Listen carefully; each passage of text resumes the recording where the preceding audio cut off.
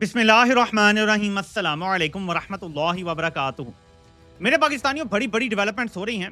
सबसे पहले जो डेवलपमेंट चल रही है उससे आपको आगाह करता हूं। इमरान खान के कैद तन्हाई के हवाले से जो समात चल रही है, बैरिस्टर सलमान सफदर ने कुछ चीजें पहली बार बताई हैं और कुछ चीजें हैं जो अदालत के सामने वो रख रहे हैं।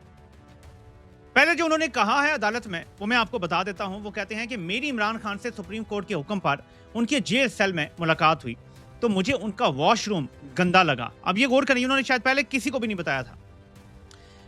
जेल सेल में मुलाकात हुई तो मुझे उनका वॉशरूम गंदा लगा। तो इमरान खान ने कहा कि ठीक है, मैंने अपनी ख्वाहिशात महदूद कर दी हैं, मुझे मालूम है कि मैं कैद में हूं। इमरान खान ने कहा मेरा खाना, सेल, सिक्योरिटी सब ठीक है, कैद तन्हाई की भी खैर है, सिर्फ मेरी आंख का मसला देखें, मेरी आंख 85% जाया हो चुकी है। अब ये बड़े इंपॉर्टेंट जुमले हैं, मैं इनको यहीं ब्रेक डाउन कर दूं क्योंकि मैंने आपको आगे भी कुछ बताना है। जब इमरान खान ये कहते हैं ना कि मेरी कैद तन्हाई का भी मुझे कोई मसला नहीं है, जेल में भी कोई इशू नहीं है, खाने पीने का भी कोई इशू नहीं है, तो वो अजीम इंसान ये कह रहा है कि मुझे इन चीज़ों की परवाह नहीं है। ये नहीं कि कोई इशू नहीं है, वो ये कह रहा है कि ये चीज़ें मेरे लिए इशू नहीं है, मैं इनसे डील कर सकता हूँ, लेकिन एक आंख की बीमारी जो कि फिजिकल बीमारी है, ये इशू है, इसको रोका जा सकता है। इमरान खान अपने तई इसका मुकाबला नहीं कर सकते, इसके लिए मेडिकल इंटरवेंशन की जरूरत है। इसलिए इमरान खान ने कहा कि ये बाकी सारी चीजें मेरे लिए बड़ी मामूली, बड़ी छोटी हैं, मेरी आंख का मसला देखो। और इस बात को भी कितने महीने हो गए हैं कि जब इमरान खान ये बात करते हैं। फिर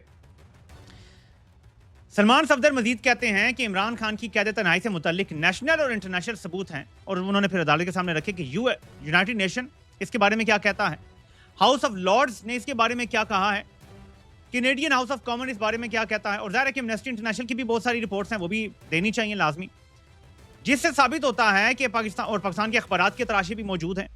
ये सारे सबूत आपके सामने रख रहे हैं जो कह रहे हैं कि इमरान खान को कैद तन्हाई में रखा गया है। Every single one of these evidence pieces proof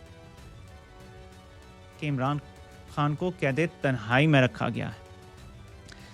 अब आगे कहते हैं वो कि चले मुझे सिर्फ अडयाला इंतजामिया आज इतना बता दे कि क्या इमरान खान को ईद की नमाज पढ़ने की इजाजत दी थी, क्योंकि अडयाला इंतजामिया आती है कहती है उनको मुशक्ति दिया हुआ है, उनका खाना पीना वो बना के देता है, ऐसा है वैसा है। तो सलमान सफदर कहते हैं कि हमारी प्रेयर तो ये है ही नहीं, हमारी प्रेयर तो उनकी सेहत से मुतल्लिक है या उनकी ये जो मुलाकातें बंद है और कैद तन्हाई है इससे मुतल्लिक है। सो अडयाला इंतजामिया और तरह से घुमा रही है मामला, सलमान सफदर उसको वापस लेकर आ रहे हैं और उन्होंने इस्तदा की है अदालत से कि ये जो अडयाला इंतजामिया की रिपोर्ट है इसको मुस्तरद कर दिया जाए। अब मैं आपको बता दूं कि पाकिस्तानी अदालतों की हकीकत क्या है। पाकिस्तानी अदालतें इस टाइम मिलिट्री कोर्ट्स बन चुकी हैं, फौजी अदालतें बन चुकी हैं, ठीक है। अब फौजी अदालतों की क्या हकीकत हो सकती है, ये जाहिर है कि मैं आपको कम बता सकता हूं, आप मुझे ज्यादा बता सकते हैं कि आप सब लोग समझदार हैं। ये वही करेंगे जो इन्हें पीछे से हुक्म आएगा बड़े साहब का कि हाँ जी आपने ये काम करना है। तो फिर अदालत में केस लगाने का मकसद क्या है? देखें, आज नहीं होगा, हो सकता है 6 महीने बाद हो सकता है साल बाद हो, आई डोंट नो, मेरे पास कोई ऐसा जादू का चिराग नहीं है जो मुझे बता दे कि जब भी फौज ने सरेंडर करना होगा और इमरान खान की जीत का ऐलान होगा तो ऐसे ही अदालत के जरिए ही होगा। फौज कोई खुद जाके अडयाला जेल का दरवाजा नहीं खोलेगी, बल्कि किसी अदालत के जरिए ही इमरान खान का केस सुन लिया जाएगा और उन्हें मेरिट पे या बरी कर दिया जाएगा। उससे पहले हो सकता है उनकी जमानत हो जाए, या उससे पहले हो सकता है उन्हें अस्पताल मुंतकिल किया जाए, उससे भी पहले हो सकता है उनकी मुलाकातें खोल दी जाए। कि आज होगा, ये 6 महीने बाद, ये साल बाद, आई डोंट नो।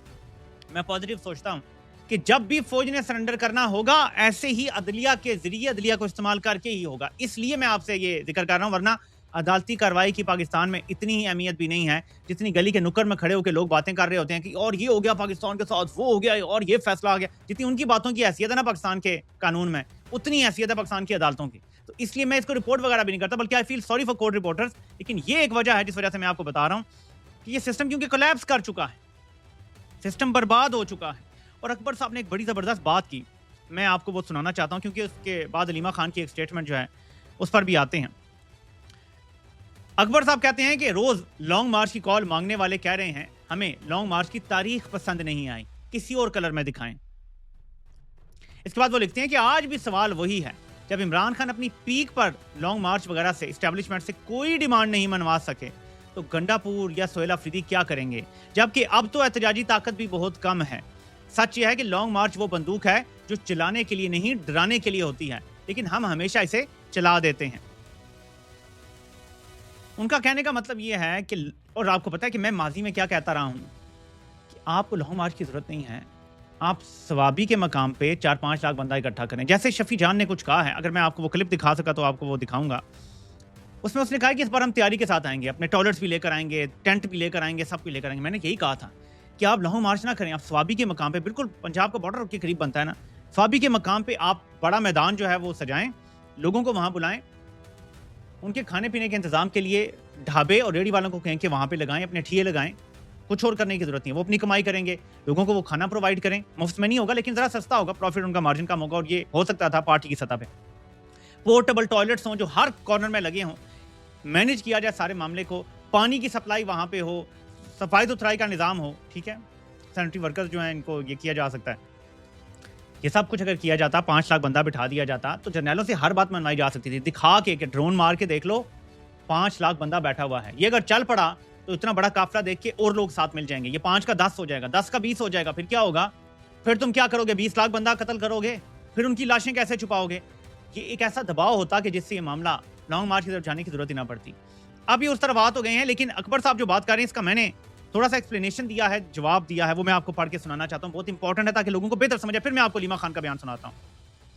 एस्टेब्लिशमेंट के पास तब बहुत सारा वक्त था, ये तब की बात है जब इमरान खान ने लॉन्ग मार्च किया था आखिरी। एस्टेब्लिशमेंट के पास तब बहुत सारा वक्त था और खराब करने के लिए और बहुत कुछ। अब वो हर चीज बर्बाद कर बैठे हैं। तब कुछ लोगों को शक था कि फौज सब कुछ हो सकती है, मुल्क दुश्मन नहीं। तब हालात और थे, अब और हैं। जर्नैलों को लॉन्ग मार्च का बहुत खौफ होता है, बिल्कुल ऐसे ही जैसे रात के अंधेरे में डाका मारने वाले को किसी हल्की सी आवाज का। ये बात भी दुरुस्त है कि लॉन्ग मार्च डराने के लिए होता है, लेकिन इसके लिए संजीदगी से तैयारी करनी पड़ती है ताकि दूसरा फरीक खौफजदा होकर बंद कमरों की किसी फरीक पे मीटिंग में यकीन दिला दिया जाए कि सिर्फ अवाम दबाव ठंडा करने के लिए तारीख दी है, तो फिर किसी फरीक पर दबाव नहीं आता। लोगों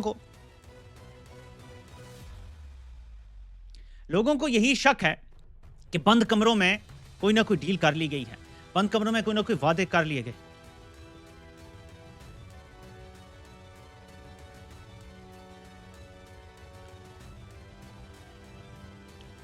किसी फरीक पर दबाव नहीं आता जब आप डील कर लेते हैं बंद कमरों में और कुछ ऐसे वादे कर लेते हैं, तो इस तासुर को दूर करना पड़ेगा, क्योंकि अवाम ये सोच रही है कि ये सिर्फ अवामी दबाव को ठंडा करने के लिए किया गया है। अब अवाम जब ये सोचने पे मजबूर हो जाती है तो इसका सिर्फ एक मतलब होता है कि आप पर अवाम का एतमाद खत्म हो गया है, एतबार खत्म हो गया है। ये बहाल किसने करना है? सियासतदानों ने। सियासतदानों का काम है ये कि वो अवामी एतमाद बहाल करें। ये बहुत ज़रूरी है। मुझे असल में वो कॉल आना शुरू हो गई थी एप्पल की। मुझे लगता है कि यार लोगों की मेहरबानी से एप्पल वाले भी मेरा जो डेवलपर अकाउंट है उस पर भी हाथ डालना शुरू हो गए हैं। तो बहरहाल इसलिए मैं थोड़ा सा वो डिस्ट्रैक्ट हो गया था। मेरे पाकिस्तानियों, ये काम सोहेल अफरीदी को करना है, बैरिस्टर गौहर को करना है, सलमान अकरम राजा को करना है और बाकी साहब को करना है कि देखो सूरत हाल ये है कि तुम लोग अवाम को जब कहते हो कि हम लॉन्ग मार्च करेंगे तो अवाम तुम पे एतबार करने के लिए तैयार नहीं, क्योंकि माजी का रिकॉर्ड ये बताता है कि धोखे हुए हैं अवाम के साथ। अब आप अलीमा खान का बयान सुने इस तनाजुर में, ताकि आपको समझ लगे कि अलीमा खान क्या कहती है, बल्कि ये पढ़ें बयान। साफी का सवाल, 27 सितंबर तारीख दी गई, इस पर आप क्या कहेंगी? जवाब देती हैं कि इस पर मुझे तो कुछ समझ नहीं आई, ये ख्वाह मख्वाह इमरान खान को इंतजार करवा रहे हैं। पहले कि अलीमा खान का गुस्सा इस वजह से है। ये जरा आप बयान सुन भी लें। आप सुबह से हम बैठे हैं 9 बजे से। मैडम, तो कल जलसा हुआ, सवाल से क्या कहेंगे, कैसा था? आप उधर नहीं है, मैं तो फोन पे यही देख रही हूँ। 27 सितंबर की डेट दी गई, इस पर क्या कहेंगे? इमरान खान इंतजार कर रहे हैं जी, इमरान खान को इंतजार करवा रहे हैं ना, और किसके लिए? हमें तो खुद नहीं समझ आई कि क्यों आपसे मैडम को निशान। वो कहती हैं हमें तो खुद नहीं समझ आई, इमरान खान को इंतजार करवा रहे हैं। इस तनाजुर में देखें, क्योंकि एतबार खत्म हो गया है इनकी कॉल से। ये मैं नुक्ता यहाँ पे इस्टेब्लिश करना चाह रहा हूँ कि जब आप पर एतबार खत्म हो जाता है, बहनों को भी तो एतबार नहीं होगा ना आपकी बातों का। अवाम को भी नहीं है, बहनों को भी नहीं है। ये एतमाद आपने खुद अब गेन करना है, आप ये खो चुके हैं।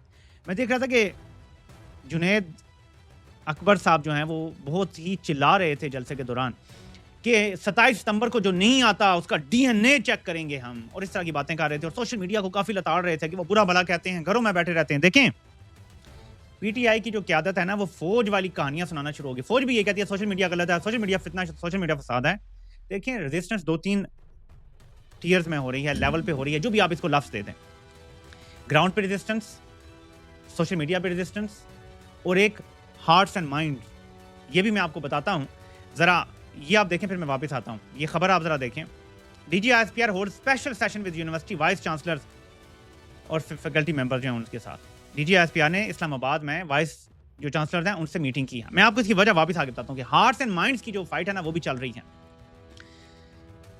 सोशल मीडिया का एक अपना रोल है, ग्राउंड वर्कर का और आम आवाम का अपना रोल है। हर बंदा सोशल मीडिया पे नहीं है। पाकिस्तान में कुछ 40-50 कितने हैं, हमने ट्विटर के कितने user, I have no idea, 50 lakh हैं, 60 लाख हैं, 80 लाख हैं, आई हैव नो आइडिया, लेकिन इतने नहीं है कि पूरे मुल्क के लोग ट्विटर पर, ठीक है। तो अगर एक्स पर, ट्विटर पर कोई कैंपेन चलती है, वो सोशल मीडिया का एक अपना दायरा कार है, वो उसी में चलेगी।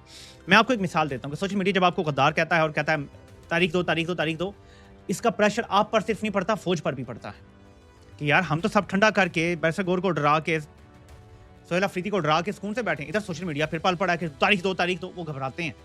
तो सोशल मीडिया को अपनी लड़ाई लड़ने दें, वो अगर किसी को बुरा भला कहते हैं कहने दें। इसका दबाव अगर आप जेन्युइन है इमरान खान के साथ तो फौज तक पड़ता है। सोशल मीडिया ये दबाव बरकरार रखे, मैं कहता हूं अभी भी रखे, तुम क्या रखे पीटीआई की क़यादत को। और 27 सितंबर को अगर ये नहीं निकलते, नहीं लॉन्ग मार्च होता और अवाम इकट्ठी नहीं ये कर पाते, और सोशल मीडिया को इसमें किरदार अदा करना है, अवाम तक ये पहुंचाने में पैगाम कि आप सब ने निकलना है, अपने मुल्क के लिए निकलना है, ये इमरान खान की रिहाई के लिए नहीं, मुल्क बचाने के लिए निकलना है। मुल्क पे कब्जा हो चुका है, उस कब्जे को छुड़वाने के लिए निकलना है। अवाम को भी तैयार करें और फिर इनको अकाउंटेबल बनाएं कि 28 सितंबर को फिर वो जुनैद अकबर हों, फिर वो सलमान अकम राजा हों, वो बैरिस्टर गौर हों, वो सोहेल अफरीदी हों, सबके इस्तीफे आ जाने चाहिए अगर ये लॉन्ग मार्च नहीं करते। अगर कोई और बहाना बना के कैंसिल कर देते हैं तो फिर इनके इस्तीफे आने चाहिए, इनके एक्सक्यूजेज नहीं आने चाहिए। ये भी सोशल मीडिया ने करना है। अब मैं आपको ये क्लिप सुनाना चाहता हूँ। इंसाफ को वैसे तो मैं कोई ख़ास अहमियत नहीं देता, उसकी वजूहात बहुत सारी हैं कि इंसाफ को अहमियत ना दी जाए। मैं इनको ज़ाहिर है कि अहमियत उतनी नहीं देता, लेकिन इन्होंने एक बात की जो कि बज़ाहिर नजर आता है कि ये सच बोल रहे हैं। वो क्या है जरा सुनिए। पीपल DGISPR ने इस इलाके यानी कि इस्लामाबाद के इलाके के 25 वाइस चांसलर्स को अपने दफ्तर में बुलाया और कहा कि तुम लोगों को, you vice chancellors have to make our people, our students patriotic, और उसके नुस्खे बताए।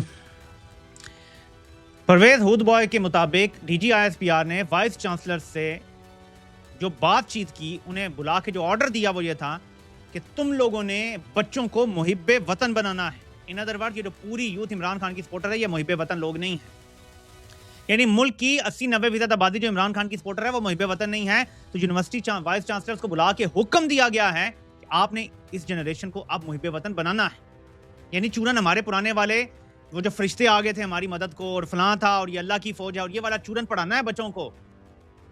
तो ये हार्ट्स एंड माइंड्स की जंग भी चल रही है। सोशल मीडिया का एक अपना लेवल है, हार्ट्स एंड माइंड्स की एक अपनी लड़ाई है, और फौज को पता है ये लड़ाई चल रही है, और एक लड़ाई है ग्राउंड पे। ग्राउंड वर्कर का अपना काम है, सोशल मीडिया वर्कर का अपना काम है, और हार्ट्स एंड माइंड्स की जो जंग है वो अपने तौर पे चल रही है। फौज हर महाज पे लड़ने की कोशिश कर रही है इस जंग पे, लेकिन हारती चली जा रही है। हर रोज हारते हैं, हर रोज शिकस्त खाते हैं इमरान खान से, क्योंकि दिलों की और दिमाग की जंग भी इमरान खान इनसे जीत चुका है बहुत पहले। तो मेरे पाकिस्तानियों, ये सूरत हाल है। एक और चीज जरा देखें, अभी तक ये मसला फंसा हुआ है। जजेस का तकर्रुर सदर कोई भी समरी मुस्तरद कर सकता है। ज़राए ऐवान सदर, जुडिशल कमीशन से मालूमात छुपाई गई, अंधेरे में रखकर जजेस की मंजूरी ली गई। ये अब जी अखबारों में आ रहा है कि आसिफ जरदारी जो जजेस की तकर्री दबा के बैठा है वो बिल्कुल जायज़ है, क्योंकि गलत काम किया गया है, कोई गैर कानूनी काम किया गया है। मैं आपको बता रहा हूँ, शरीफ और जरदारी लोग एक बात जानते हैं कि जब इनका नंबर आएगा तो इनके अपने जजेस अगर हाई कोर्ट में होंगे तो ये बचेंगे, वरना नहीं। जैसे कमर जमान चौधरी कोई बंदा था नैब का चेयरमैन जावेद इकबाल से पहले, आपको याद होगा कि उसको जो मर्जी कहा जाता था वो कहता था मैंने नहीं केस बनाना शरीफों और जरदारियों पे। आपको याद होगा अदालतें भी उसे ऑर्डर देती थी, वो नहीं मानता था।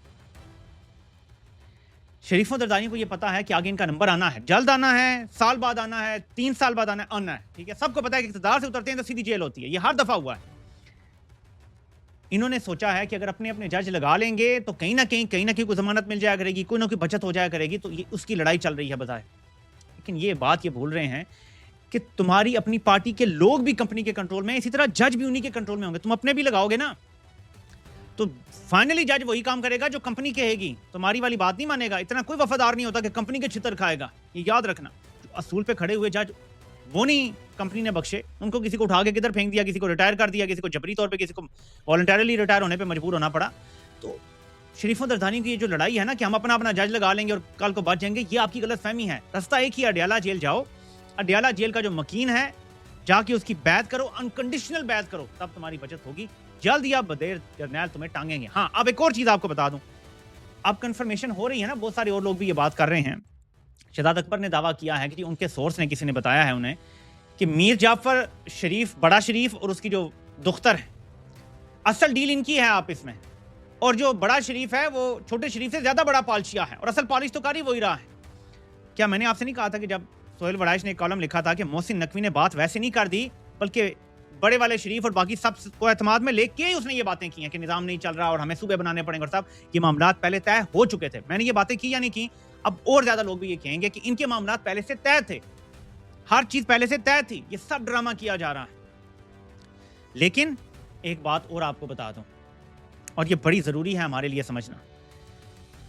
जर्नैल जब भी 3, 4, 5 साल गुजरते हैं उनको कोई ना कोई तब्दीली करनी होती है। ये खारिश, ये कीड़ा, ये एक आप समझ लें कि इनकी डॉक्ट्रिन है। उसकी वजह यह है कि ये किसी सिविलियन की आदत भी आवाम को नहीं डालना चाहते, वो भी शहबाज जैसा चवल ही क्यों ना हो। तो ये अगर ये कहते हैं ना कि ये, और मोहसिन नकवी से बयान दिला दिया गया है कि ये 5 साल पूरे करेगा, ऐसे ही बयानात उस टाइम जो कंपनी के टाउट हुआ करते थे ना, वो इमरान खान के दौर में भी कहते थे कि इमरान खान 5 साल पूरे करेगा, फिक्र ही ना करें, सेम पेज है, कोई इशू नहीं है। इन बयानों पे नहीं जाना आपने, असल आपने ये देखना है कि ग्राउंड पे क्या हो रहा है। और वो पता चलेगा जब पंजाब के कितने सूबे बनेंगे, खैबर पख्तूनख्वा में कितने सूबे बनेंगे, सिंध में कितने सूबे बनेंगे, बलोचिस्तान में कितने सूबे बनेंगे, और बंदरबांट कैसे होगी। और जिन्होंने बिलावल से वज़ीर-ए-आज़म बनने का वादा किया हुआ है, अगर वो मरियम को वज़ीर-ए-आज़म बना देंगे इसी तरह फॉर्म 47 पे, उसके बाद कहाँ पे खड़े होंगे बाकी सारे लोग, और ये इत्तेहाद कहाँ पे खड़ा होगा। ये वो चीज़ें हैं जो हमें आने वाले दिन में नजर भी आएंगी और समझ भी आएंगी कि किस तरह मामला जा रहे हैं। क्योंकि इस टाइम तो सबको लाला दी हुई और लारा लगाया हुआ है कि तुम्हें भी मिलेगा, तुम्हें भी मिलेगा, लेकिन एक टाइम आएगा जब देना भी पड़ेगा। जब देना पड़ेगा तो तब पता चलेगा। इमरान खान के मामलात सिर्फ तब ठीक होंगे, नंबर 1 अवाम निकल आए सड़कों पे लाखों की तादाद में, मिलियंस में, या नंबर 2 फौज सरेंडर कर दे, क्योंकि हालात एक्चुअली तो कोलैप्स हो गई ना, स्टेट हालात तो काबू से बाहर है। फौज सरेंडर कर दे और कहे जी कि अब मुल्क बचाना जरूरी हो गया है। और अगर वो कहते हैं कि टूटता है मुल्क टूटे, तो फिर इस तरह इमरान खान बाहर नहीं आएंगे अनलेस अवाम बाहर निकल आए। आपसे